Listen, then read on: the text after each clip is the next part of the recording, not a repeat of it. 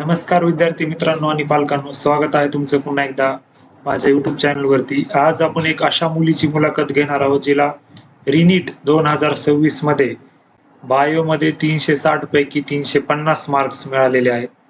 याच्या मागचं काय रिझन आहे, कुठल्या स्टडी स्ट्रॅटेजीज तिने आपल्या अभ्यासामध्ये यूज केल्या, या सर्व गोष्टी आजच्या या व्हिडिओच्या माध्यमातून तुम्हाला समजणार आहेत. माझं नाव आहे विश्वजित पाटील आणि तुम्ही बघत आहात लातूर ट्युशन एरियामधील सक्सेस स्टोरीज. स्वागत आहे तुझं आमच्या युट्यूब चॅनल वरती. तुझं इंट्रोडक्शन दे जरा आमच्या व्ह्युअर्सला. माझं नाव सिद्धी प्रवीण कुमार जमदाडे. मी बारामतीच्या क्रिएटिव्ह सायन्स अकॅडमी या कोचिंग क्लासेस मध्ये 11th आणि 12th मध्ये माझं नीट प्रिपरेशन कम्प्लीट केलं आणि मी 11th मध्ये या कोचिंग क्लासेसला जॉईन केलं. त्याच्यानंतर बायोसाठी जे डी.पी. सिंग सर आणि त्यांच्या मिसेस असतात नितिका मिस, या दोघांकडून मी बायो शिकले.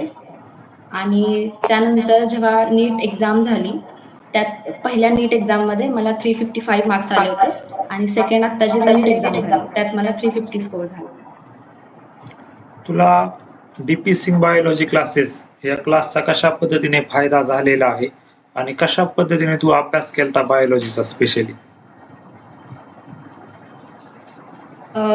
सर ज्यावेळेस क्लासमध्ये आम्हाला सर्वांना शिकवायचे त्यावेळेस मी जास्तीत जास्त कॉन्सन्ट्रेट बोर्डकडे करायचे की सर जे सांगतायत ते पॉइंट्स ऍक्च्युअली काय आहेत, त्याचं मिनिंग काय आणि NCERT-नं ती लाईन कशा पद्धतीनं समजून सांगितली ते समजून घ्यायचा प्रयत्न करायचे.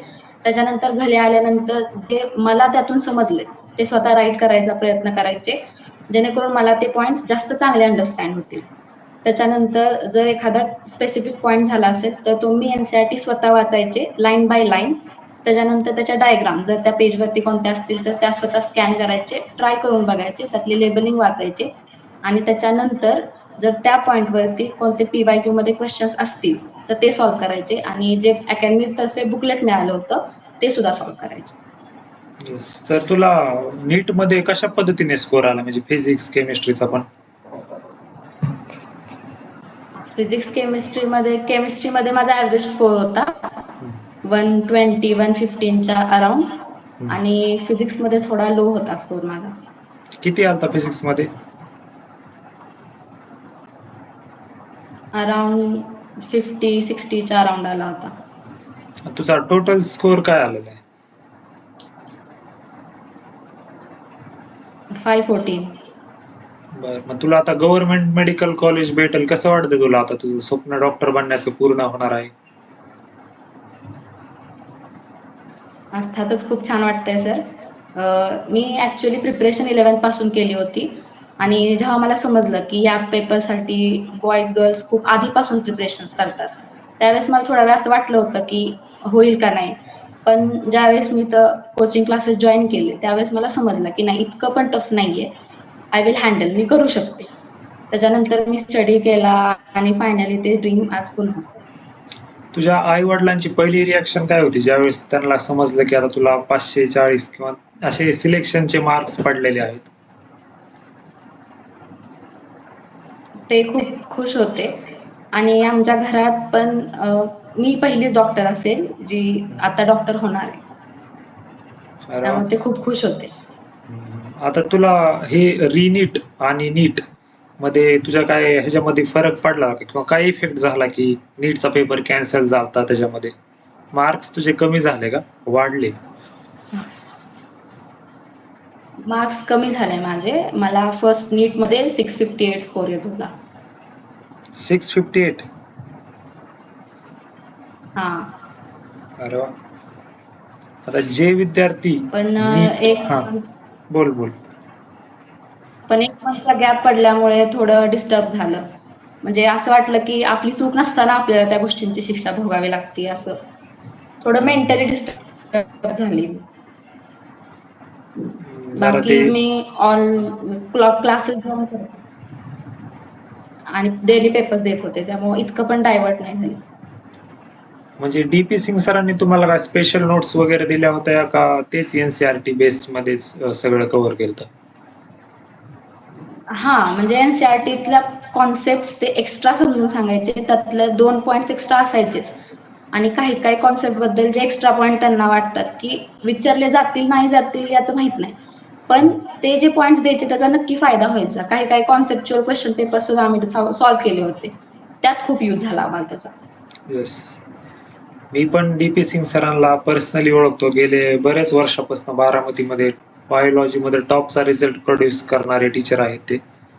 आता जे विद्यार्थी हा व्हिडिओ बघत आहेत, नीट 2027 ची तयारी करणार आहेत, अशा विद्यार्थ्यांना तू एक काय ऍडवाइस देशील?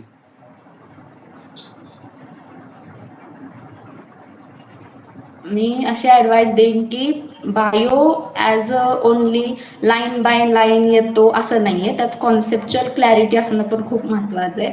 कधी कधी आपण स्वतःला जितकं चांगलं समजून शिकवतो किंवा समजून सांगतो ते आपल्या जास्त लक्षात राहतं, आणि कधी कधी जे हार्ड क्वेश्चन असतात ते हार्ड क्वेश्चन डील करण्यासाठी आपल्याला त्याचा फायदा होतो. त्यामुळे मी सगळ्या एक्सपिरियन्सला एवढंच म्हणेन की तुम्ही बायो फक्त एनसीईआरटी लाईन बाय लाईन वाचू नका. जे क्लासमध्ये तुम्हाला नोट्स दिले जात आहेत ते वाचा, त्याच्यानंतर तुम्ही एनसीईआरटी वाचा, कारण की नोट्स वाचल्यानंतर एनसीईआरटी अंडरस्टँड करण्याला सोपं जातं.